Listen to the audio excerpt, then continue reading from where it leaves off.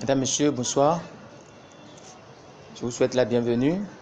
Vous avez souhaité me rencontrer et demander certaines curiosités sur cette pandémie qui ébranle le monde entier actuellement.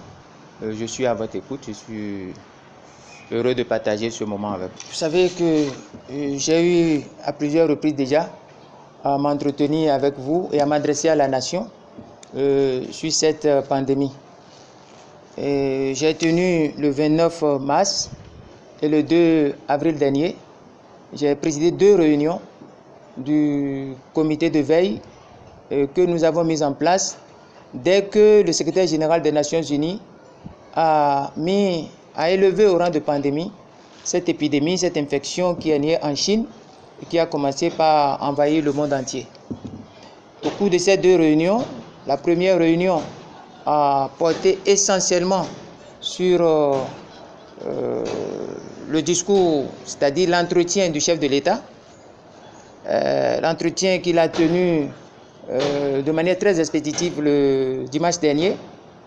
Et puis, la seconde séance a eu lieu le 2 avril, que j'ai présidé également, et qui a essayé de voir les contours de cette maladie. Donc, la seconde séance a porté sur une mise à niveau,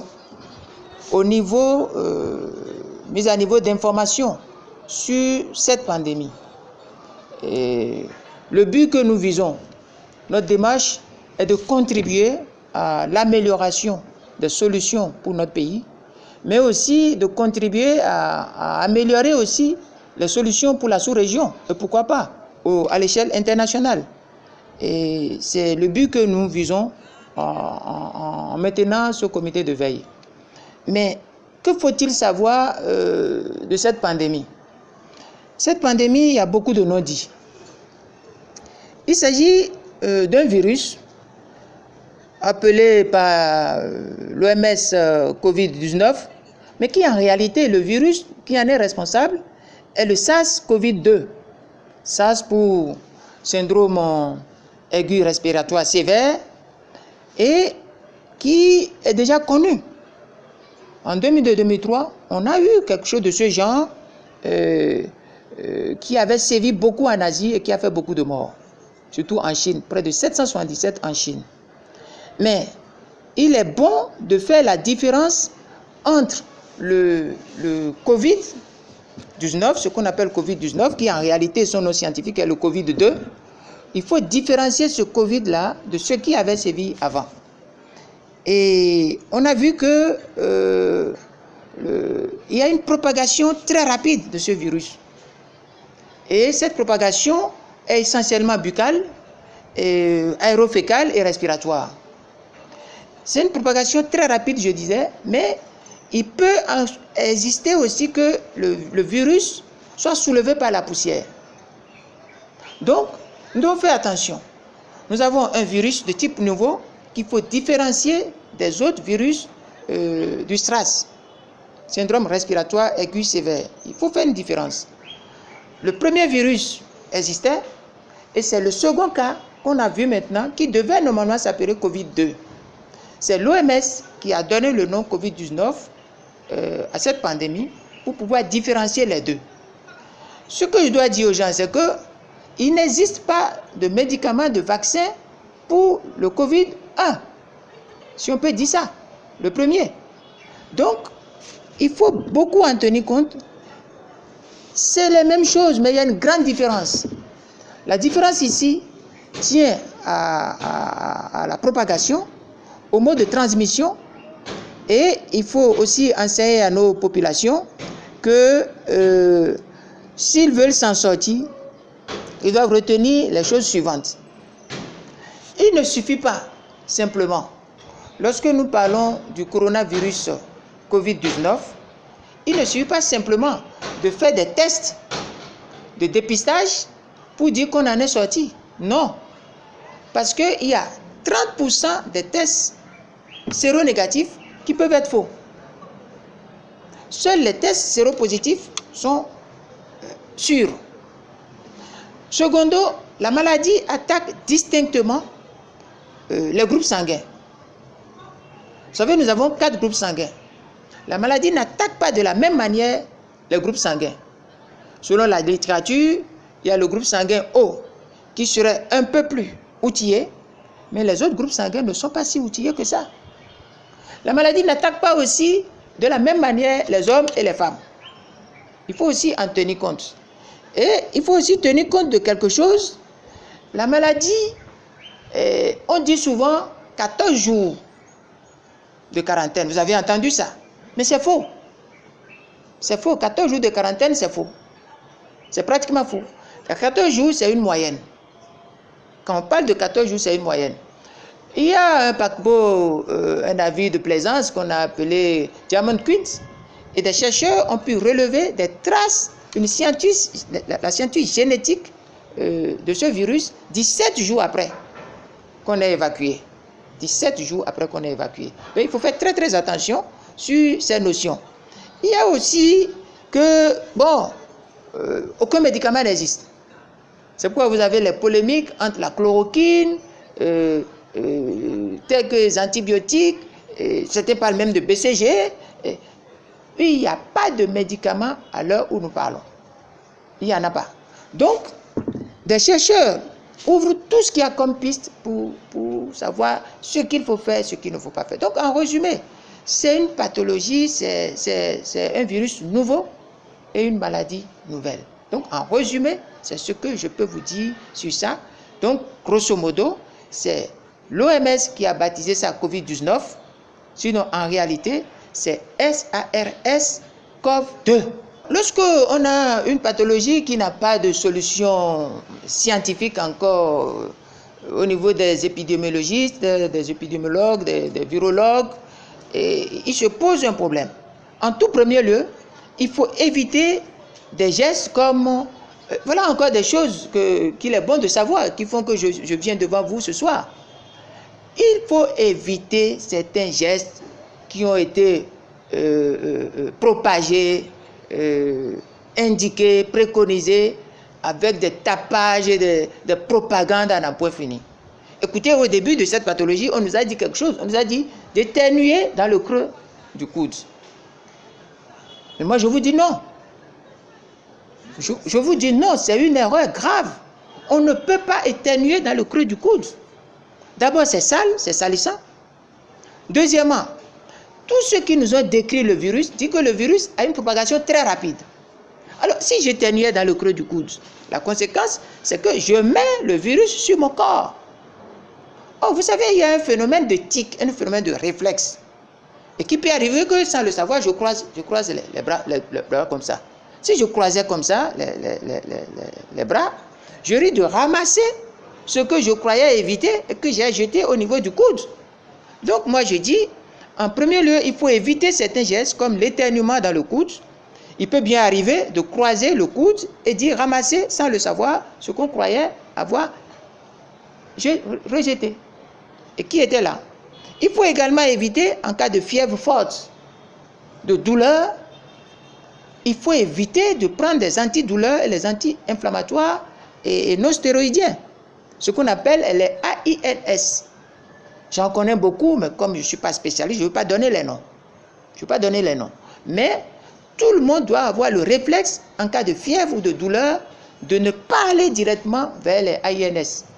Les antidouleurs, les anti-inflammatoires, non stéroïdiens. Il faut éviter. Deuxièmement, il faut aussi avoir un réflexe. Il faut avoir un réflexe parce que il y a ce qu'on appelle la comorbidité. Qu'est-ce que la comorbidité? La comorbidité, les spécialistes vont étayer, peut-être mercredi, certains de nos spécialistes vont venir devant nous pour expliquer avec beaucoup plus d'expertise ce que je dis. La comorbidité, c'est les maladies que vous avez, les antécédents que vous avez qui sont là et qui peuvent falsifier l'immunité, qui peuvent altérer l'immunité et compliquer la prise en charge. Par exemple, vous avez un diabétique, vous avez quelqu'un qui a une insuffisance respiratoire avant ou rénale, quelqu'un qui traîne des pathologies ou des maladies chroniques et qui va rencontrer le virus. Cela peut compliquer la prise en charge. C'est pour ça que nous disons à tous ceux qui ont des antécédents de faire très très attention pour ne pas rencontrer le virus. Il en est de même pour tous ceux qui sont âgés. Parce que nous avons appris que les personnes âgées peuvent aussi avoir des difficultés liées à cette pathologie, surtout dans le cas de la prise en charge. Donc, la question, ce que nous conseillons à ces personnes, dès qu'une personne qui a des antécédents sent des choses qui lui font penser à une infection à coronavirus, à Covid-19, la personne prend le téléphone rapidement et appelle son médecin traitant ou appelle n'importe quel médecin ou n'importe quelle clinique ou les services d'urgence dédiés par l'État à cette situation. Autre chose, il faut éviter l'automédication. Il faut éviter l'automédication. L'automédication peut créer des problèmes très graves. Très graves. Il faut que les personnes âgées évitent de rencontrer la maladie. Ceux qui ont des antécédents, ceux qui sont des personnes âgées, doivent tout faire pour éviter de rencontrer la maladie. J'ai entendu certains dire qu'on ne peut pas faire le confinement au Bénin à cause de la pauvreté. Mais c'est faux. C'est faux. On ne peut pas aller rencontrer le mal non plus. Il y a le confinement général, il y a l'autoconfinement à partir de ce que vous savez de votre corps, de ce que vous savez de votre organisme. Donc voilà un peu les choses. Après l'examen, après avoir écouté beaucoup d'experts et de sachants au sein du parti, nous avons remarqué que tout ce que nous avions préconisé dans nos fiches, nous avions produit au départ un document qui est en ligne et qui est sur notre fiche comparative, où nous avons fait des préconisations en plusieurs colonnes. Voilà ce que le parti a produit, le comité de veille a produit, et voilà ce que le gouvernement a produit, voilà les niveaux de satisfaction que nous avons, et voilà notre analyse sur les forces et faiblesses de tout ce que le gouvernement est en train de faire. Donc, nous sommes confortés dans ce que nous sommes en train de vous dire, en disant que aujourd'hui, le comportement principal qui va constituer un appui puissant à la lutte contre ce virus est le port de masque. Le port de masque est la principale mesure de protection. Il doit être obligatoire et pendant toute la durée de la pandémie et pour tout le monde sans exception. L'État devrait non seulement recommander le port de masque, mais surtout mettre à la disposition des populations les masques. À défaut, c'est le rôle de l'État. Mais à défaut, chacun peut se fabriquer ses masques. Et ça, je vais insister là-dessus. La responsable des femmes au sein du parti l'a expliqué longtemps sur les réseaux sociaux. Mais j'explique, on peut bien fabriquer nos masques en attendant d'avoir les masques qui remplissent les normes, qui remplissent. Le virus peut être contracté par l'air, par les bulles, donc par contact. Si je respecte la distanciation, par exemple, il y a une autre erreur qu'on vous a chantée, 1 mètre de distanciation sociale, c'est faux. Il faut aller à plus d'1,50 m, voire 2 mètres. Parce que je vous ai dit, le virus peut être soulevé, l'air peut transporter. Regardez quelqu'un qui fume à côté de vous. Et si sa cigarette a des arômes, si vous êtes quelque part, vous sentez. De la même manière, vous pouvez être infecté. Donc, il faut être éloigné. Il suffit de prendre 2 ou 3 tissus de textures différentes. Nous avons le lin comme tissu, nous avons le coton comme tissu, nous avons les acétates, les polyacryles, nous avons plusieurs sortes de tissus. Il suffit d'intercaler 2 ou 3 et de plier. Vous pouvez vous coudre votre masque à partir de 2 ou 3 ou 4 que vous gardez par devant vous. Chaque nuit, vous déposez ça dans de l'eau bien avec des détergents bien désinfectés. Vous allez bouillir ça, vous allez repasser à plus de 60 degrés, 80 degrés, 100 degrés de repassage jusqu'à faire brûler même un peu. Vous gardez votre chose. Ce que nous disons, c'est de ne plus rester le visage comme ça, nu et non masqué, de rentrer en ville, de faire des conversations. Moi, parce que je suis obligé de parler, que je me suis mis devant vous. Sinon, je ne le ferai pas. Je ne le ferai pas. Donc, je vous ai expliqué le port de masque comme mesure principale. Le respect de la distanciation sociale. c'est une distance interpersonnelle qui ne peut pas être inférieure à 1,50 m. Moi, je préconise au moins 2 mètres. Il y a des gens plus prudents qui vous disent 3 mètres. Il y a des gens plus prudents qui disent ne venez plus me voir. Et ceux-là sont intelligents. On n'a plus besoin de visite, on n'a plus besoin de sortie, sauf pour les choses essentielles. Par exemple, ici au siège, à partir de demain, le siège du parti sera fermé. Sera fermé. Nous ne recevons plus personne. On mettra tous les permanents, seront mis en congé, payés. Et il y aura seulement un service réduit de 2 heures par jour. C'est tout. Parce que c'est un danger. Donc, il y a la distanciation. Il y a le recours à une hygiène régulière. L'hygiène régulière n'est pas seulement une hygiène des mains qu'il faut faire, mais l'hygiène de toutes les surfaces.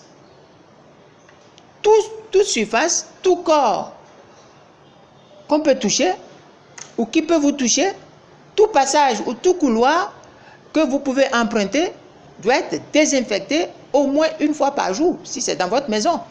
Et si c'est dans les services publics, au moins 2 ou 3 fois, ou autant de fois que nécessaire. Donc, c'est très très important. Donc, en somme, les populations doivent être largement informées et sensibilisées et éduquées sur la nécessité du port de masque et l'intérêt de son adoption par chacun. Les populations doivent être aussi largement testées. Parce qu'il faut tester largement. Parce que si on teste largement, on peut savoir quelle stratégie, quelle technique, quelle méthode de confinement il faut adopter. On ne peut pas dire ramasser tout le monde, dire confinement. C'est une manière dangereuse d'accroître l'auto-infection. Donc, pour me résumer sur cette partie, il faut nécessairement le port de masque, respecter la distanciation sociale et au niveau de grandes populations, procéder au dépistage massif des populations pour pouvoir déterminer zone par zone ou zone critique par zone ou concentration selon les informations, quel type de confinement il faut adopter. Parce que les gens parlent confinement comme il faut ramasser les bétails sans les vacciner ou les séparer. On ne peut pas mettre des gens déjà infectés avec les gens qui ne sont pas infectés. Je pense aussi qu'on doit, en dehors des dépistages, aller jusqu'à avoir des centres de dépistage par département et par commune. Nous avons 77 communes. Le gouvernement devra mettre au moins 77 lieux de dépistage. Parce que les transports de population d'un endroit à un autre ne sont pas aussi très indiqués. Si on ne connaît pas l'état dans lequel est telle ou telle personne ou tel type de population.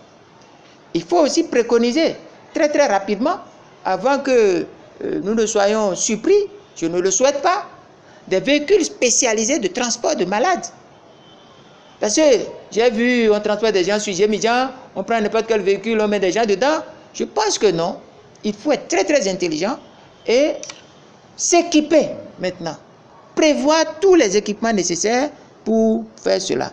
En attendant, il faut aussi dire quelque chose, et je vais clore là-dessus.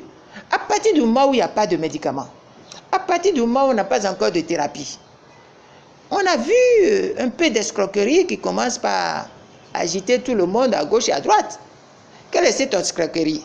N'importe qui se lève, j'ai le médicament pour traiter le coronavirus. J'ai fabriqué tel médicament, non. C'est du charlatanisme médical, de l'escroquerie, et il faut immédiatement interdire cela. Nous avons préconisé, et j'étais très heureux de voir 2 membres du gouvernement venir rappeler les dispositions sur les publicités commerciales non vérifiées, intempestives, sur les maladies, notamment à propos du coronavirus. Et nous l'avions dit dans notre document, et nous avons vu que quand on a commencé par les dire, il y a eu un communiqué du gouvernement, il y a vu 2 ou 3 ministres qui sont venus là-dessus. C'est très important. Donc, grosso modo, voilà ce que nous pensons qui sont des mesures que des individus, chaque individu peut prendre, mais qui sont aussi des pistes que le gouvernement, un gouvernement responsable, devait aussi expliquer. Donc, faites beaucoup attention sur tout ce qu'on vous dit. Personne ne peut éternuer dans le creux. Personne. Personne ne peut éternuer sur son corps. C'est sale, c'est puant. Et c'est aussi une bombe de virus qu'on traîne sur son habit lorsque on se laisse comme ça aller à moucher sur son corps. Deuxièmement, 1 mètre, ce n'est pas bon. Troisièmement, pas de masque. Si on ne peut pas acheter 600 francs de masque tous les jours parce que vous connaissez, le président a dit de serrer les ceintures, il a affamé tout le monde. Donc, ce n'est pas très possible qu'on dépose 600 francs et que si on a un ménage de 2 ou 3 enfants, on aille jusqu'à 4500 par jour. Ce n'est pas soutenable. Mais on peut. Non, la stratégie de subvention est fausse. La distribution est fausse. Le schéma du gouvernement va créer une filière de surenchère de surenchère, d'escroquerie, de corruption autour. Je ne suis pas d'accord. On a distribué les moustiquaires, on peut distribuer aussi ces objets. Si l'État est carent et incapable, ce n'est pas grave. Si l'État n'est pas préparé, ce n'est pas grave. Chacun peut... nous avons des habits. Personne ne sort nu, sauf si pour aller à la piscine et autres là. Mais ici, ce n'est pas une affaire de piscine. Ici, c'est une affaire de survie. Cherchez de petits pagnes, de textures différentes. Il ne faut pas que ce soit les mêmes pagnes. Et pliez-les et faites-vous vos masques qui correspondent à votre visage. Parce que les masques aussi, il y a des techniques pour savoir comment les utiliser. On ne porte pas de masque pour toucher. Dès que vous portez votre masque, toucher, c'est l'enlever. On ne porte pas de masque. Si on veut parler, on enlève, on parle et puis on referme. C'est des comédies, c'est pas ça. Mais on peut faire des barrières entre ce qui vient ralentir et ce qui va vous toucher. Si on n'a pas d'autres moyens, on va avec les moyens de bord. Moi, je vous conseille les moyens de bord. C'est ce que le comité de veille a demandé et que nous recommandons. Il suffit de nettoyer régulièrement et de ne pas rester dedans plus de 2 heures. Plus de 2 heures, 2 heures, vous changez. C'est pourquoi il faut avoir 4. 4, ça peut faire un mois. Ça fait même un mois. Voilà ce que je peux vous dire parce qu'actuellement, il n'y a pas de médicaments. En examinant le rapport sur l'entretien du président Patrice Talon, rendu public dans la matinée du dimanche 29 mars 2020, le comité de veille désapprouve le format d'entretien. Le format d'entretien. Le président ne veut pas avoir un format d'entretien. D'abord, il est resté assis. Il a un format d'entretien, ce qui n'est pas bon. Ce n'est pas bon. Il doit avoir une posture debout, faire face à son peuple et s'adresser à son peuple. Même s'il va rester assis, il devait s'adresser à son peuple. Ce n'est pas bon. Donc, le format n'est pas bien.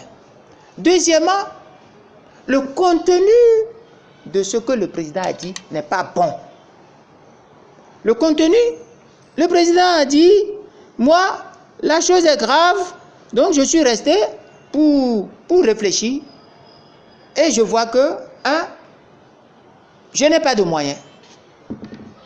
Je vois que nous sommes pauvres, vous êtes pauvres, vous n'avez pas d'argent, c'est l'argent de veille que vous prenez pour payer la popote. Donc si je faisais ça, ce ne serait pas soutenable. Mais il est allé jusqu'à dire, moi, je pense que les autres pays, les pays qui font ça, sont des pays qui ont la planche à billets, c'est-à-dire qui coupent le billet. Mais là, c'est une méconnaissance totale de la politique monétaire et du jeu bancaire des billets et de la monnaie. On ne va pas à la planche si on n'a pas des réserves soutenables pour l'économie. Les billets de banque ne sont pas des choses virtuelles, imaginaires. C'est des choses qui s'asseyent sur une potentialité économique. C'est des choses qui sont compatibles à des réserves. Donc, dans l'ensemble, le discours l'entretien du chef de l'État est mauvais. Autre chose dans l'entretien du chef de l'État qu'il faut déplorer, les jeunes étudiants manifestaient pour le droit à la vie et manifestaient également pour le droit à un environnement sain. Et la police en a tué. Le président n'a même pas fait un clin d'œil. Silence total. Quand même, ce n'est pas un mouton qui a été tué. Et c'est les policiers, les hommes armés qui ont tué. Donc les hommes sous son autorité en tant que chef suprême des armées. On lui a confié les Béninois pour qu'on les tue. Et rien ne peut amener à se taire là-dessus. Donc, si nous voyons l'option du président, ce qui est encore très grave, il se réfugie derrière l'alibi de précarité pour fuir ses responsabilités. C'est une fuite de responsabilité. Et il va jusqu'à dire, chacun n'a qu'à se sauver. C'est une fuite de responsabilité. Il ne peut pas dire ça. Il ne peut pas dire ça. Parce que, si on observe très bien, c'est son gouvernement, sa politique qui a rendu économiquement obsolète le Bénin, socialement comateux le Bénin, et qui a rendu le Bénin moralement déprimé. C'est sa politique, il est responsable. Il ne peut pas évoquer ces arguments pour se soustraire. Et puis, vous étiez ici dans ce pays, quand le ministre de l'économie et des finances, quand les membres du gouvernement viennent chanter le Bénin, révélé, vent debout, tout feu, tout flamme. Et quand le président lui-même y vient, le Bénin révélé, tout feu, tout flamme. Mais il a fallu le Covid pour qu'on voit que c'est sur de la rouille qu'on mettait des peintures pourries. Il ne peut pas. Il ne peut pas, non. Moi, je veux pas vous dire que le président n'a pas encore parlé, il parlera. Jusque-là, il est en train de, excusez, il est en train de s'amuser. Il amuse d'abord la galerie. Il amuse la galerie. Il sortira l'argent. Vite, c'est bien fait. Parce que l'argent est là. Et je vais vous démontrer plus tard où est-ce qu'on peut trouver l'argent, que l'argent est là. Donc, je dis que le comité de veille demande que le gouvernement prenne conscience. Il faut qu'il y ait une prise de conscience très rapide du gouvernement. Et ça passe par la mise en œuvre du principe d'isolement et la mise en œuvre du principe de précaution. Ces deux principes sont déjà évoqués dans ce document et dans plusieurs adresses que j'ai eu à faire. Qu'est-ce que le principe d'isolement? Le principe d'isolement, c'est la fermeture des frontières et de l'aéroport. Lorsque vous savez qu'un mal est né en Chine, le mal n'est pas né au Bénin. Ce n'est pas chez nous que le mal est né. Le mal est né ailleurs. Vous voyez qu'ailleurs, il y a des morts. Et ça circule. Vous voyez venir. Vous laissez vos frontières ouvertes. Je vais vous dire quelque chose. Tous les cas dont on parle sont des cas importés. Puisque personne n'a généré le virus au Bénin.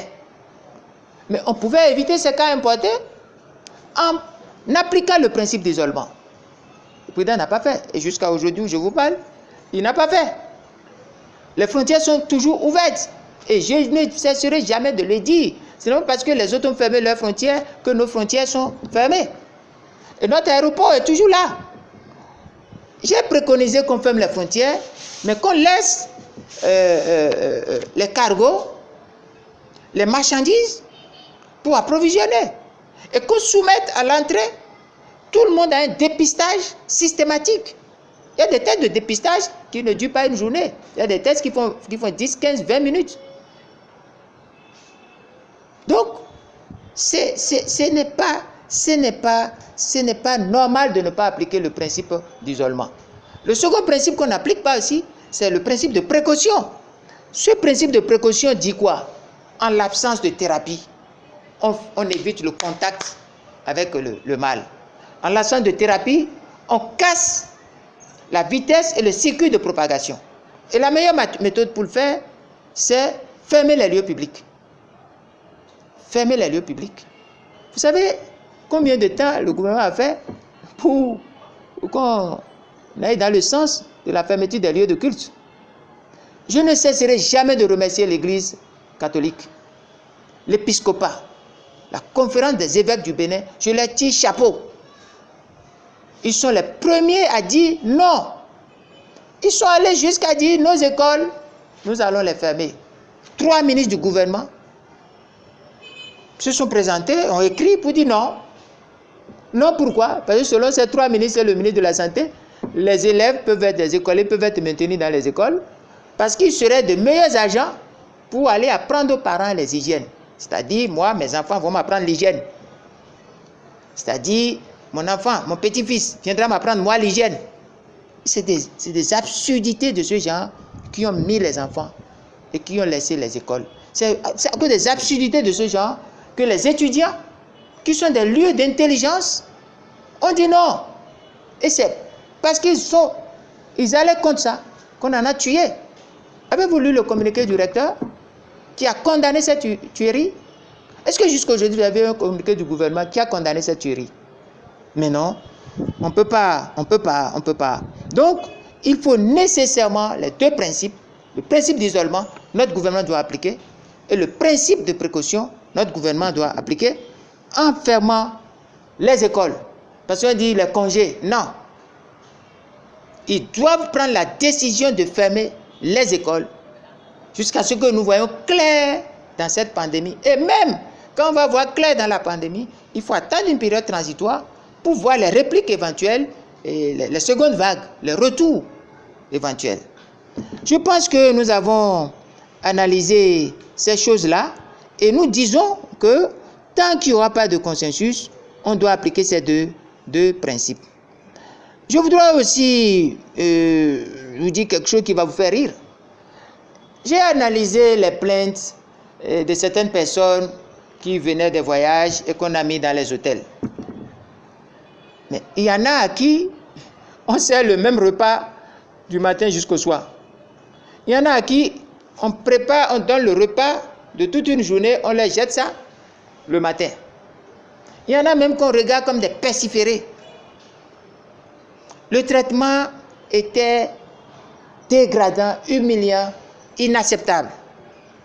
Je désapprouve ce traitement. L'indécence de ce traitement et l'inefficacité et l'inefficacité de cette option. Des questions subsistent et le gouvernement doit répondre. Combien coûte aux contribuables béninois une seule personne mise en quarantaine? Quel est le coût d'une personne mise en quarantaine? Comme nous disent les hôtels et les coûts pratiqués. Pourquoi sur un même vol, on laisse certains aller à la maison, aller chez eux, aller à des endroits inconnus, et on envoie d'autres dans les hôtels? Il faut que le gouvernement réponde à cela. Il faut aussi que le gouvernement nous dise pourquoi ne pas prendre l'option, à partir du moment où il laisse les frontières ouvertes, l'aéroport n'est pas suspendu, pourquoi ils ne mettent pas un dépistage systématique en amont? En amont. Et aussi, il faut qu'ils nous disent pourquoi les vols au départ ne sont pas traités comme des vols aussi dangereux que les vols à l'arrivée. Parce que quelqu'un, lorsqu'on touche des choses, paraît-il qu'on laisse la possibilité de contagion.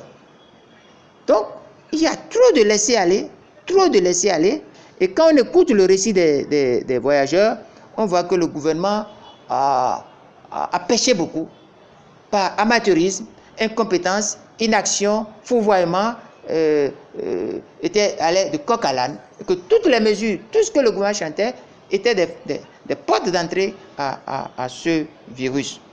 Je voudrais aussi marquer un intérêt d'analyse pour dire que ce virus va bouleverser complètement le monde. Les habitudes seront bouleversées, et puis il faut en tenir compte. Parce que si nos pouvoirs publics ne se décident pas tôt, nous risquons de nous pousser à une catastrophe. L'Afrique a déjà eu la chance de voir venir. Mais cette chance, au Bénin, est gaspillée. Parce que le virus nous a encerclés et est déjà à l'intérieur. Mais à l'intérieur, nous sommes là, nous ne faisons rien. Alors qu'on nous considère comme le ventre mou de l'humanité. Je dis que dans notre pays, si vous voyez l'opacité qui est autour de cette gestion, vous comprendrez pourquoi chaque jour le nombre monte. Aujourd'hui déjà, vous savez combien de cas nous sommes aujourd'hui? Vous pouvez le dire? 16 cas. Quoi? 16. Mais non, on n'est plus à 16 cas. Je viens d'apprendre quand je venais qu'on a 6 nouveaux cas. 6 nouveaux cas. Donc, nous avons franchi la barre des 20. Et ça sera comme ça. J'ai vu sur les réseaux sociaux certains, ce que vous appelez les clébés, qui pour la plupart sont des incultes et puis des ignorants, dire que oui, On a un cas guéri, comme si le Bénin a des thérapies pour guérir quoi que ce soit sur ces jours-là. Parfois même, à cause de la capacité immunitaire, certains arrivent à dominer et à apporter des signes de guérison. Mais ces signes de guérison ne signifient pas que le virus a disparu de leur corps. Et je vous ai dit tantôt que 30% des tests de dépistage séronégatifs peuvent être faux. Peuvent être fausses, du moins, peuvent être faussés. Ces dépistages de 30% peuvent être bien faussés. Complètement faussés. Voilà un peu. Et nous devons tous commencer par nous alarmer parce que la courbe des cas importés commence par s'élever. Chaque jour, ça s'élève. Et c'est ce que je redoutais. La responsabilité incombe directement au président Patrice Talon et à son gouvernement. Et le ministre de la Santé, qui est un professeur, doit savoir qu'il met en cause sa notoriété, son honneur. Parce que la science doit être indépendante. La science doit dire le vrai. On doit fermer les frontières. On ne peut pas continuer d'importer des cas. Moi, je pense que pour faire face, il faut mettre en place rapidement au Bénin une structure, une sorte de fausse taxe, une fausse taxe, une taxe force, j'allais dire, une taxe force bien constituée, qui va fonctionner comme un comité de pilotage multimodal. Et ce comité de pilotage multimodal doit être coordonné, présidé par un scientifique indépendant et de haut niveau. On ne peut pas continuer de laisser cette affaire aux politiques seuls. Il faut un scientifique indépendant de haut niveau qui doit prendre en main une task force multimodale dédiée à la riposte nationale contre cette pandémie. Et cette task force doit être placée sous l'autorité directe du chef de l'État. Cela fait quoi? Cela fait que le chef de l'État a la haute vue politique, mais il laisse la main technique, professionnelle, scientifique pour s'occuper de cette affaire. Ça, c'est très important si nous voulons faire face vraiment avec efficacité à ce qui se passe. Regardez un peu ce qui se passe en France. En France, le président a la haute main. Le Premier ministre, eux, ils en ont, vient. Et puis, le ministre de l'économie et des finances, le ministre de l'Intérieur, le ministre de la Santé, et puis un professeur de haut niveau qui a une vraiment autorité scientifique, qui sait de quoi il parle, intervient pour expliquer aux populations ce qui se passe. Qu'est-ce que nous connaissons sur le virus? Est-ce que nos populations sont informées, associées régulièrement? Non. Pas du tout. On vient leur dire, bon, écoutez, on a mis quoi? Une chambre à l'école de police ou quelque part, et que quand quelqu'un meurt, voilà où on va le laver, on va le nettoyer, ses parents ne veulent pas le voir. C'est une communication, ça? Qui va venir chez vous lorsque votre communication est de dire que quelqu'un meurt, on le met là, et que les parents ne vont pas prendre son corps? C'est une communication qui n'est pas compatible avec notre culture, notre perception. Donc, il faut que le gouvernement se ressaisisse, et il ne faut pas que le comité là soit investi par les gens qui avaient géré les structures comme le sida, les autres, la fièvre Lassa, Ebola. Non, parce qu'on sait ce qui s'est passé dans ces structures. On sait, les gens ont géré ces structures avec des fortunes diverses. Ici, nous parlons d'une pathologie spéciale, dont la propagation est spéciale. Il faut une force, un comité opérationnel, un comité de pilotage dédié à cela, avant même d'aller à l'unité autour du Covid-19. Mais vous avez remarqué quelque chose dans la démarche du gouvernement. Le gouvernement n'a pas pris de mesures d'accompagnement. Le gouvernement n'a pris aucune mesure d'accompagnement. Et subrepticement en cachette et autres là, on va faire quelque chose avec les directions de société, faites passer. Non, pas du tout. Ce dont nous parlons aujourd'hui, ce dont il est question aujourd'hui, lorsque nous parlons du Covid, ce dont nous parlons aujourd'hui, ce n'est pas ce qu'on est en train de dire. J'ai un tableau qui va vous édifier, qui va édifier tout le monde sur ce qui se passe. Vous savez, le président a dit, moi, Patrice Talon, je n'ai pas d'argent. Mais c'est faux.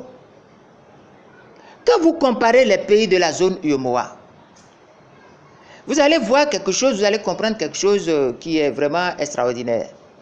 Les pays de la zone UEMOA, notre pays a le taux de croissance le plus élevé. Nous avions une croissance de 7 et quelques en 2019 et nous projetons en 2020 une croissance de 8. Mais aucun pays de la zone UEMOA n'a cette projection. Nous avons une croissance du budget et nous avons le taux d'inflation le plus bas. Nous avions 1,3 en 2019. Nous projetons un taux d'inflation de 0,5. Et si nous prenons tous les pays, j'ai le tableau de tous les pays qui est dans le document, qui est dans ce document. Vous allez voir. Et si vous prenez ce tableau que je vous explique, vous allez voir, nous avons les meilleures performances. Nous avons les meilleures performances. Même la Côte d'Ivoire n'a pas notre performance. La croissance pour la Côte d'Ivoire 2019, c'est 6,3. 6,4 attendu pour 2020. Moins 3 pour l'inflation. Nous avons 1,6 d'inflation estimée. Ainsi de suite. Même le Togo, le Burkina, le Niger. Par exemple, il y a eu un document qui a circulé ici. On nous a dit que le Bénin n'est plus parmi les 25 pays les plus pauvres. Oui, c'est vrai. Si on prend les chiffres. Mais avez-vous vu les mesures prises par le Burkina, par le Niger, par le Togo, par le Sénégal, par la Côte d'Ivoire? Je vous dis bel et bien qu'il y a de l'argent. En dehors de ça, nous avons des structures comme FMI, Banque mondiale, BADEA, BID, BOAD et autres qui sont là. En dehors de ça, il y a ce qu'on appelle l'OAS, l'Organisation Ouest Africaine de la Santé. Toutes ces structures sont prêtes et sont disponibles et ont affiché leur volonté d'accompagner. Le FMI, le 4 mars, au début, a fait d'excellentes propositions et allait jusqu'à dire qu'il y a des possibilités même de taux à 0 disponibles. Moi, je vous dis que c'est la mauvaise foi. C'est là où il faut voir la mauvaise foi caractérisée du gouvernement. C'est une mauvaise foi caractérisée. Et cette mauvaise foi, je vais vous l'expliquer. Je vais vous l'expliquer, mais j'insiste sur quelque chose. Au début de mars 2020, dans les stratégies respectives de soutien contre les fondements de l'économie mondiale et d'appui à la relance des activités partout menacées, du fait des conséquences non sanitaires du Covid-19 dans notre zone, les structures ont affiché, les structures dont je parle, FMI, Banque mondiale, BADEA, BCAO, BOAD, BID, ont affiché la nécessité et leur disponibilité à accompagner tous les pays membres qui en manifestent le désir. Je vous ai dit le cas de l'OAS, le cas de beaucoup de pays. Donc, il faut dire qu'ici, nous sommes dans le cas d'une mauvaise foi. Et quand je prends la santé des économies, je vous ai montré la santé des économies, c'est sur ma fiche. Je vous ai montré. Et comment, dans ces conditions, le président Patrice Talon peut dire qu'il n'y a pas de moyens. Donc, pour Patrice Talon et son gouvernement, nous allons continuer à faire comme si le Covid n'est pas là. C'est-à-dire, la conception, les objectifs budgétaires, macroéconomiques, tout va rester comme ça, comme si le Covid n'existait pas. Mais lorsque l'étranger, à l'international, il y aura des fonds Covid, ça va passer par où? J'ai dit la dernière fois que le Bénin n'a pas inventé le virus. J'ai dit que à la fin de chaque catastrophe qui ébranle le monde, l'humanité se réunit pour payer l'addition. Et nous avons cherché, les spécialistes en notre sein ont réfléchi sur la question. Et ils sont clairs, ils sont allés jusqu'à dire de prendre les statistiques de l'INSAE. Quand on va à l'INSAE, on connaît le nombre la structure des ménages, la structure de la pauvreté, les riches et les pauvres. On connaît la répartition de la pauvreté monétaire, pauvreté bancaire, pauvreté stricto sensus. On connaît. Et puis, quand nous allons à la CCIB, nous allons avoir les données sur les entreprises.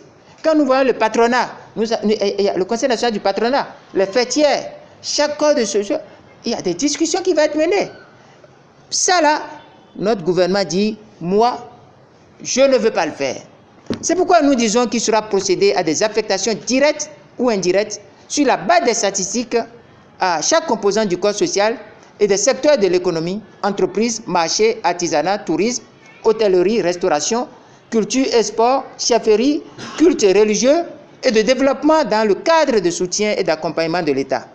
Il s'agit de recommander à notre pays et à ses dirigeants actuels un réel sursaut politique et technique face aux échos mortifères qui nous menacent de l'horreur du Covid. Cette horreur que nous entendons depuis la Chine, l'Italie, la France, les États-Unis, un peu partout. Nous devons aussi dire que l'eau, l'électricité, l'Internet et le téléphone, les conditions des plus vulnérables, les jeunes entrepreneurs, les petits métiers, les entreprises et les activités les plus exposées doivent être accompagnés et soutenus. Personne ne doit être laissé en rade. Tout le monde doit être soutenu parce qu'aujourd'hui, tout le monde est le maillon principal de la survie collective. Les pouvoirs publics doivent aussi savoir que quand on édicte des comportements, on doit trouver des mesures d'accompagnement, sinon ces comportements tombent à l'eau. Nous devons aller jusqu'à voir les stocks de sécurisation des produits alimentaires, des produits agricoles, des produits de grande consommation. Et pour cela, nous devons discuter avec les acteurs de cette chaîne, de cette filière, pour voir comment ne pas rompre la chaîne d'approvisionnement et comment aussi ne pas laisser les populations à la merci des véreux en renforçant le contrôle économique et renforcer le contrôle des prix sur le territoire national. La situation fiscale doit être revue. Dans tous les secteurs, surtout les secteurs de l'agroalimentaire. S'adapter rapidement au Covid. Les emplois, les droits sociaux doivent être revus. On ne peut pas renvoyer des employés maintenant. Et ça, c'est le rôle. Vous savez, les syndicats sont complètement à plat. Les syndicats n'existent plus. Donc, il faut qu'il y ait des voies pour suppléer ou pour réveiller certains syndicats qui sont complètement liquéfiés et inaudibles et les appeler à leur responsabilité. Des mesures fortes de soutien, de relance de l'activité économique doivent être mises en place. Parce que nous pensons que c'est maintenant qu'il faut agir. C'est maintenant qu'il faut agir. Vous devez écouter deux grosses voix de l'humanité aujourd'hui. Il y a la voix de Guterres, qui est le secrétaire général des Nations Unies, et la voix de Ghebreyesus, qui est le patron, le directeur général de l'OMS. Les deux disent quoi? Que l'Afrique doit s'attendre à une vague. Les deux disent, si l'Afrique ne faisait rien, il y aura des millions de morts. Donc, les deux sont en train de nous faire sortir de notre léthargie, de notre attitude qui consiste à voir cette attitude attentiste qui crée beaucoup de désordre, qui coûte cher à beaucoup de pays. Ici, ce que je dis, c'est que le Covid appelle l'unité de tout le monde. Nous devons être unis pour faire face. Et je vais faire un clin d'œil que je ne voulais pas, mais je suis obligé de le faire. Regardez, en pleine crise du Covid, on prend un acteur politique, sous prétexte que cet acteur politique aurait mal géré ou ci ou ça, et on lui donne 20 ans. Vous savez, 20 ans, cet acteur, s'il a 40 ans, on lui donne 20 ans, il n'a plus 70 ans pour être candidat aux élections présidentielles. Donc, c'est-à-dire, on note, tous les opposants sont notés 20 sur 20. C'est-à-dire, aujourd'hui, on prend quelqu'un, c'est 20 sur 20. On prend quelqu'un, c'est 20 sur 20. Si on voit que quelqu'un est un peu trop fort, bon, on l'écarte pour 2021, on peut lui donner 5 ans. Et après, on verra le reste. On n'a pas besoin de ça. D'autant plus que je suis convaincu qu'il y a beaucoup de querelles politiques qui sont artificielles et qui sont dues simplement à quoi? À la confiscation, à l'exclusion, à la confiscation au pouvoir solitaire. Donc, je pense que nous avons besoin, comme je l'ai dit la dernière fois, de faire une croix sur les petits problèmes. Parce qu'en réalité, ce sont des petits problèmes devant le Covid. Devant l'annonce des morts qui doivent arriver, il faut l'unité de tout le monde, il faut la réconciliation. Qui est propre dans ce pays? Ceux qui sont au pouvoir et qu'on juge aujourd'hui sont plus propres que ceux qui jugent. C'est moi qui vous parle. C'est moi qui vous parle. Tous pourris doit nous rappeler un peu l'image de l'autre dont je ne veux pas appeler le nom, à qui on a amené une dame, on dit, mais maître, elle a fait telle chose, nous allons la punir. Et le maître dit, parmi vous, ceux qui n'ont jamais commis ce que cette dame a commis, on va lui jeter la pierre. Et le maître baisse la tête, il lève la tête, il ne trouve personne. Cette introspection du jugement, cette intériorisation du jugement doit habiter, pour traduire un peu le fond, doit habiter le cœur de ceux qui sont au pouvoir aujourd'hui et qui sont là, qui disent 20 ans, saisissez ces biens, prenez tous ces biens, saisissez, vendez. Est-ce qu'ils craignent le retour de la manivelle? Un jour, on peut aussi prendre, on peut aussi leur appliquer la même chose. Et ce sera un piège sans fin. Il faudrait que nous nous arrêtions tous. Ceux qui opposent les uns les autres, c'est des calculs politiques. Les uns ne sont pas plus propres que les autres. Donc, je pense qu'il faut une unité autour du Covid. Autre chose qui doit vous amener que nous devons faire l'unité autour du Covid, c'est quoi? Je vais vous donner un exemple. On dit cotiser. Mais moi, je vais mettre ma cotisation dans des gens dont je ne suis pas sûr de la gestion. Des gens, moi, je vais cotiser dans les mains des gens qui ont fait des passations de marché, dont vous-même, vous savez. Les ambulances qui ont été achetées, les motos qui ont acheté, les surfacturations ici. Moi, je vais mettre mon argent. Ils attendront que le coq pousse des dents. Moi, je ne mettrai pas un sou devant dans les mains de ces personnes. De la même manière, il y a beaucoup de gens qui ne mettront aucun sou. Parce qu'il faut l'unité, il faut la confiance. D'où il a parti au chef de l'État de prendre la mesure de la situation et de dire l'unité et la réconciliation peuvent aider, protéger les Béninois comme une vraie mesure d'accompagnement. Et pour le faire, c'est simple, nous devons nous asseoir et faire une grande commission vérité, réconciliation. Pour que ceux qui ont profité injustement de la République, qui ont amassé des fortunes, puissent parler. Moi, je disais à quelqu'un que dans les années 60, personne n'a son parent qui était milliardaire.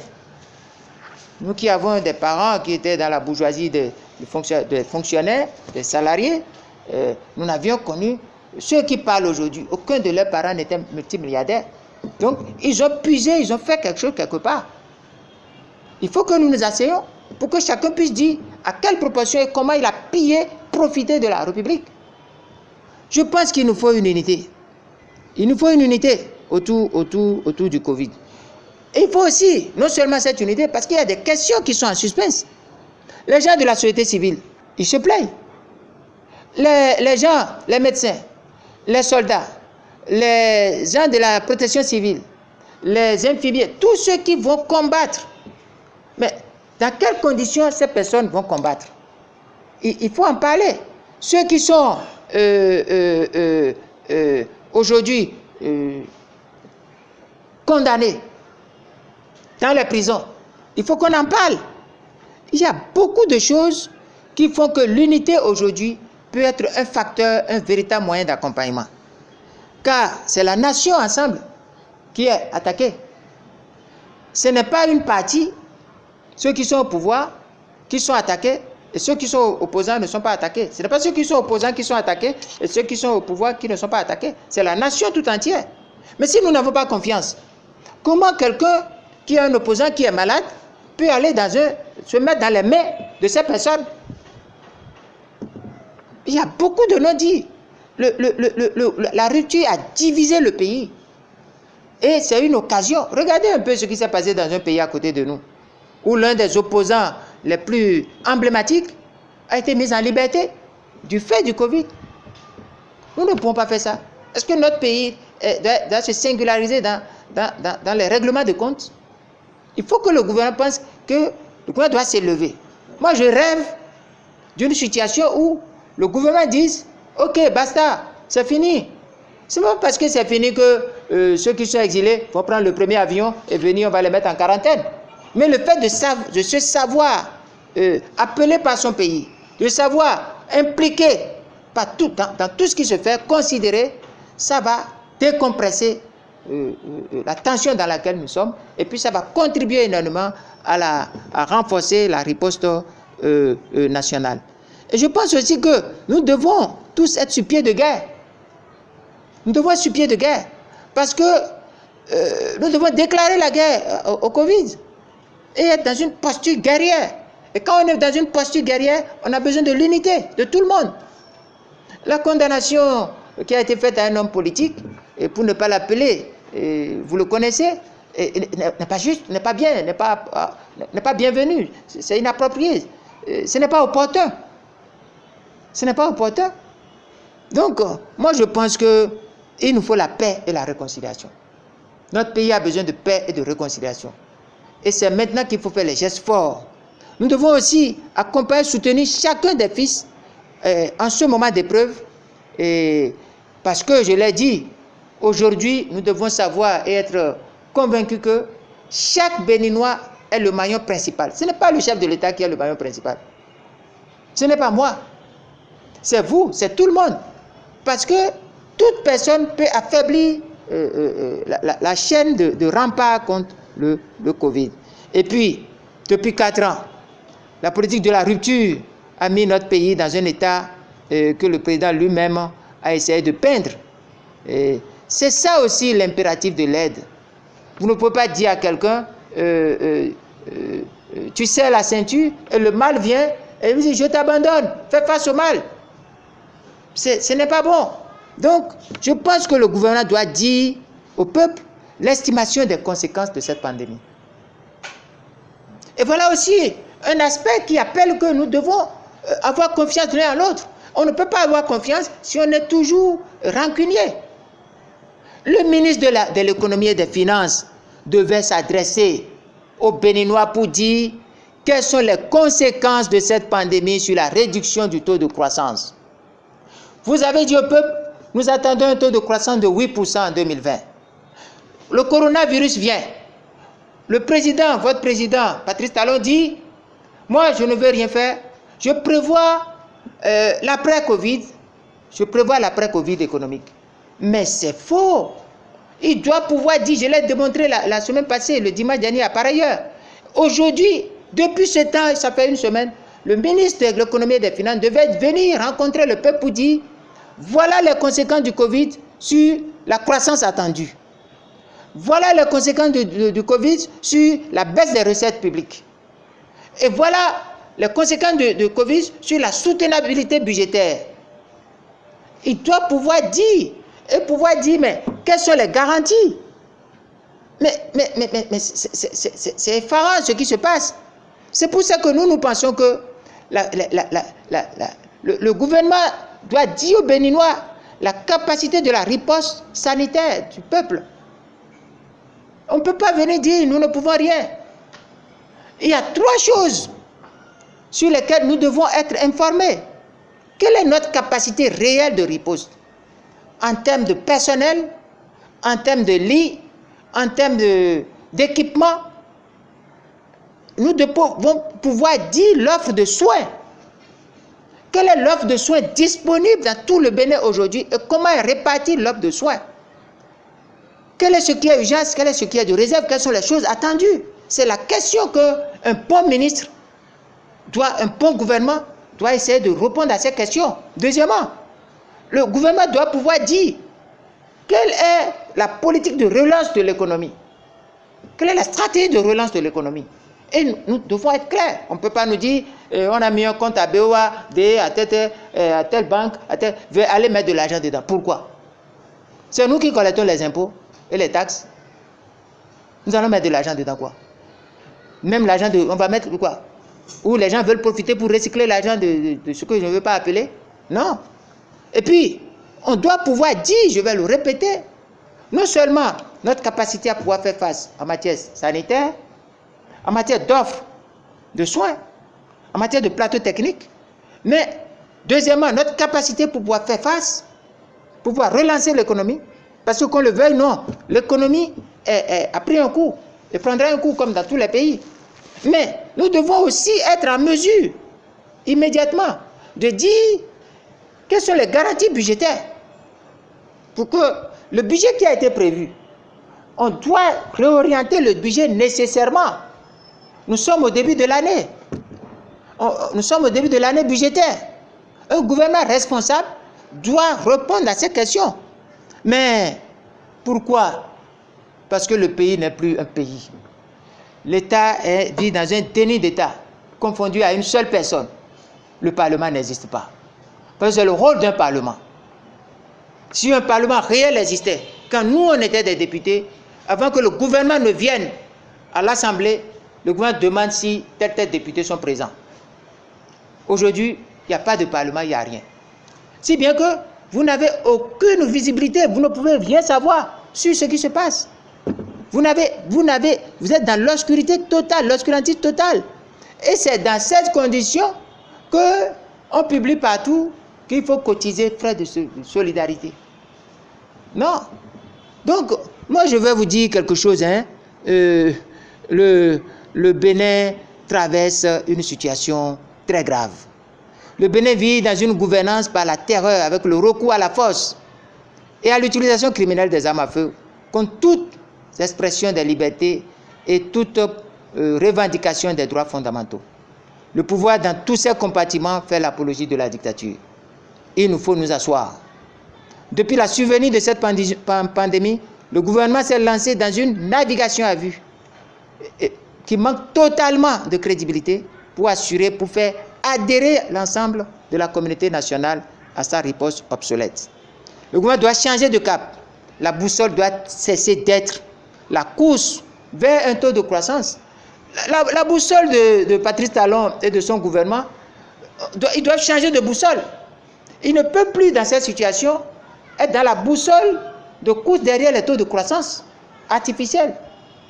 Ces taux de croissance qui tuent, qui déchirent, qui jettent le peuple dans la précarité et qui compromettent la survie des populations. Plusieurs questions comme celles touchant au corps médical, à l'implication des forces de sécurité et de défense, des structures de sécurité doivent être posées. Les syndicats sont tous domestiqués et au silence. J'ai lu un communiqué de la HAC qui dit exactement ce qui a nui aux Chinois, c'est-à-dire la répression des rumeurs sur le Covid. Non.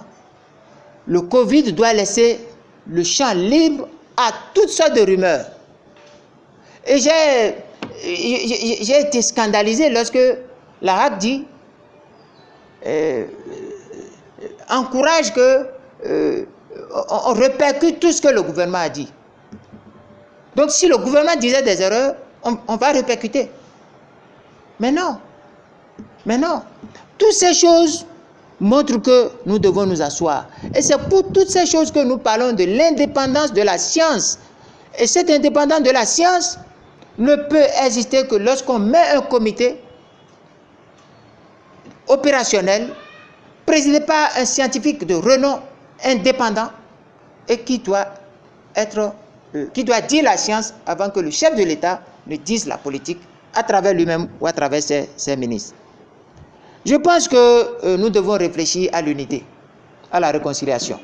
C'est le moment plus que jamais. Parce que tous les enfants du Bénin doivent savoir qu'ils doivent retourner chez eux et mettre la main et se mettre sur le champ de bataille contre le Covid.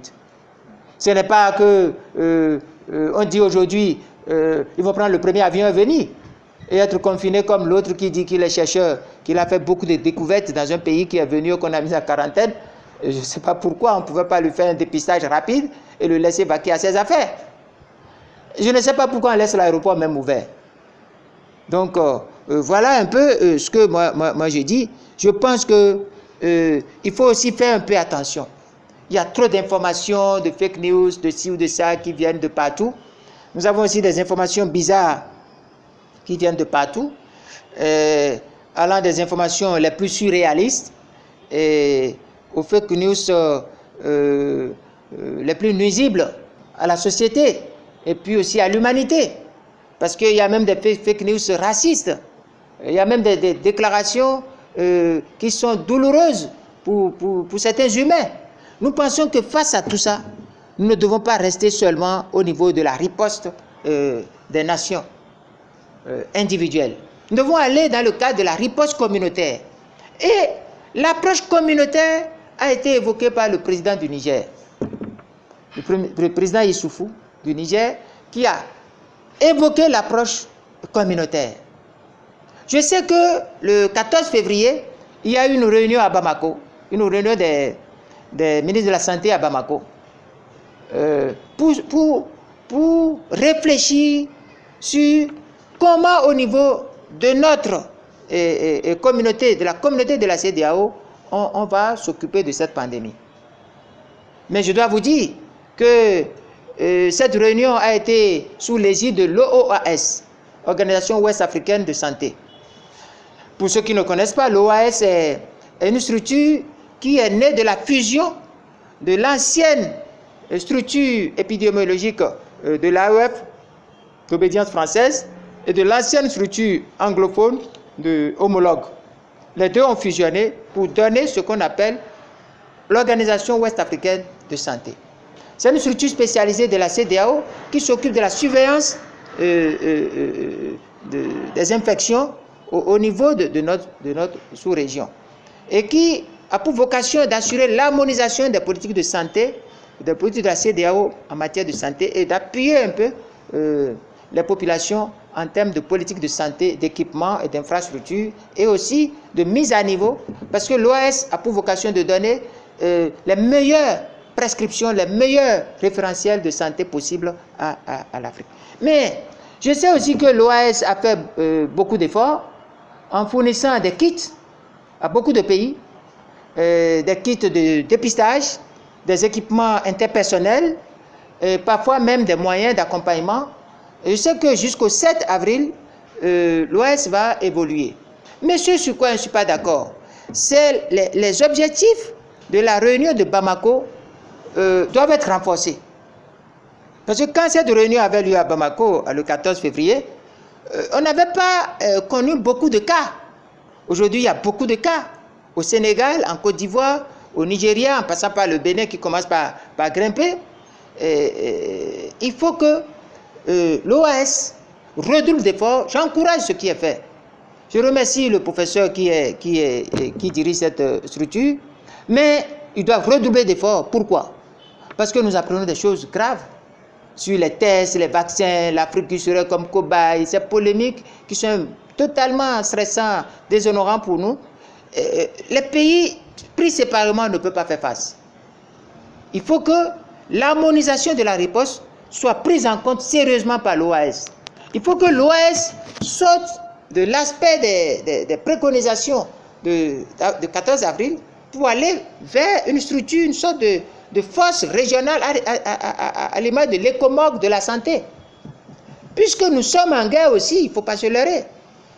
Quand le monde dit qu'on est en guerre, vous pouvez aimer la France, vous pouvez ne pas aimer la France. Moi, je dirais chaque fois que je viendrai que nous avons presque des seins liés. Lorsque la France dit nous sommes en guerre, le Bénin doit savoir que le Bénin aussi est en guerre, que le Bénin veuille ou non. Et notre guerre ici, nous ne pouvons pas mener la guerre seule. Nous devons mener la guerre en compagnie avec les autres. Comment les autres ferment leurs frontières, nous ne fermons pas. Comment les autres suspendent leur aéroport, nous ne le suspendons pas. Comment nous importons des cas de Covid alors que les autres refusent l'importation des cas de Covid. Donc, c'est ça. Comment les autres ferment les écoles, nous laissons nos écoles ouvertes. C'est la cause des problèmes. D'où l'OAS doit prendre les taureaux par les cornes et aller jusqu'au niveau de la CEDEAO à se constituer à une force de riposte communautaire au niveau de la sous-région.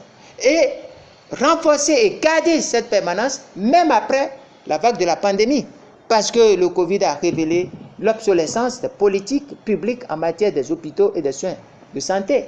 Le Covid, la pandémie a révélé beaucoup de choses.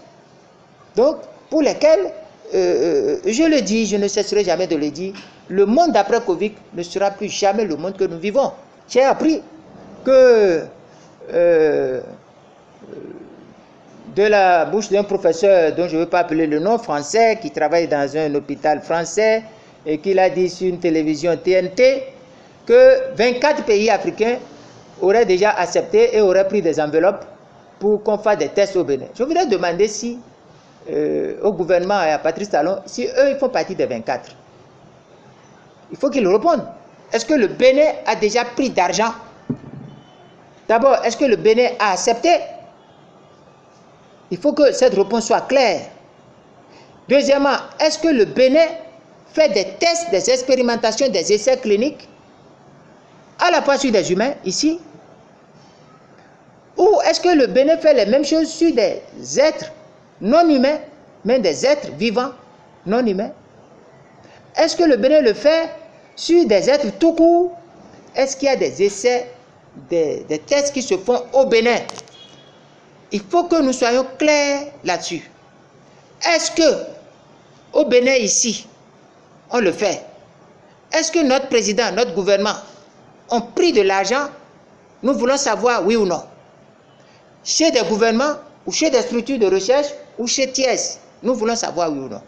Nous voulons savoir parce que nous sommes, notre rôle, le rôle que la société nous a donné, c'est ce rôle de poser des questions et de savoir. Donc, voilà un peu à vous écouter sur l'unité pour faire face. Oui, l'unité à l'intérieur, je l'ai décrit. Oui, l'unité au niveau de la sous-région, je l'ai décrit. Oui aussi, l'unité à l'échelle internationale. Est-ce que nous sommes en partenariat de recherche? À quelles conditions? Parce que la riposte doit être à tous les niveaux.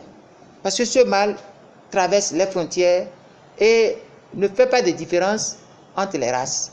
Je vais conclure en disant que le cordon sanitaire est du pipeau. C'est de la comédie, c'est de la grimace. Le bouclage aussi, c'est de la grimace.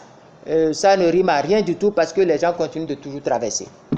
Il y a une responsable du parti qui a démontré par A plus B comment les gens passent par des sentiers et autres là. Lorsqu'on dit aussi à des gens de ne pas faire des activités et qu'on ne les accompagne pas, je pense que c'est une provocation. On ne peut pas dire à quelqu'un qui a ses activités, laisse les activités et on ne te donne rien. Au Gabon, c'est de 3 mois de différé d'électricité. Au Togo ici, à côté de nous, on a même distribué des vivres pour 2-3 mois aux gens. L'Internet doit baisser. Parce que si, par ces temps-ci où beaucoup de privés donnent congé à leurs choses, si vous restez à la maison, vous consommez plus l'Internet. Les forfaits qui finissent rapidement, il faut les voir. On ne peut pas vivre sur le dos du Covid. Il y a beaucoup de choses qu'il faut voir. Les petites entreprises qui sont créées nouvellement vont payer quelle taxe? Et là, la direction générale des impôts vient encore pour dire vous devez payer si... Non, il faut qu'on s'asseye. Le cordon sanitaire ne tient pas. Le bouclage dont on parle, c'est obsolète. Donc, qu'est-ce qui tient? Rien du tout. Et ce qui se passe tous les jours, on dit 2 cas, 3 cas, 2 cas, 3 cas. Et c'est comme ça a commencé. En Italie, il y a eu le premier cas. En France, il y a eu le premier cas. En Chine, il y a eu le premier cas. Aux États-Unis, il y a eu le premier cas. Où est-ce que nous en sommes? Nous ne pouvons pas laisser ce gouvernement continuer de dire ça. L'accompagnement, on doit accompagner. Et nous proposons une somme. Quand j'ai fait les études, j'ai demandé aux gens de me faire des scénarios. Et les gens ont fait un scénario pour dire que le Bénin est capable de sortir immédiatement 450 milliards tout de suite. Le Bénin peut faire sortir 450 milliards. Pour une première prévision, le Bénin peut faire sortir 450 milliards. Et très rapidement, ce n'est pas à attendre. Et que la mobilisation de ces 450 milliards est une affaire de gamin. Une affaire de gamin. Les gens qui disent, bon, ils vont sur le marché, ils prélèvent ci, ils prélèvent ça. Si par exemple, on avait permis à ces gens-là de titriser le Covid, ils allaient trouver l'argent. Si on leur avait permis, bon, il faut titriser le Covid, il faut faire des Covid bonds au Bénin, ils allaient trouver l'argent. C'est là où il y a la malice. Regardez des pays qui n'ont pratiquement rien du tout. Il y a un pays qui a fait 1000 milliards. Il y a un autre qui a fait 500 et quelques. Alors qu'aucun de ces pays n'a la santé financière qui est la nôtre. Donc, il faut immédiatement, il faut débloquer une somme de 450 milliards. Nous parlons de 450 milliards pour un fonds de soutien, un fonds global, un plan général dont nous avons les détails. Si le gouvernement voulait, il nous appelle par le biais de notre secrétaire national chargé des questions de développement et de la bonne gouvernance, qui va dire au ministre des Finances comment on peut trouver les 450 milliards sans trop se déranger. Et ces 450 milliards vont permettre de faire ce que nous sommes en train de dire, tout ce que nous avons décrit, tout ce que nous avons illustré. C'est le minimum. C'est le minimum. Nous pouvons aussi, nous avons dit, si vous avez bien suivi, qu'il faut tout faire aussi pour aller dans le sens d'accompagner les ménages les plus vulnérables.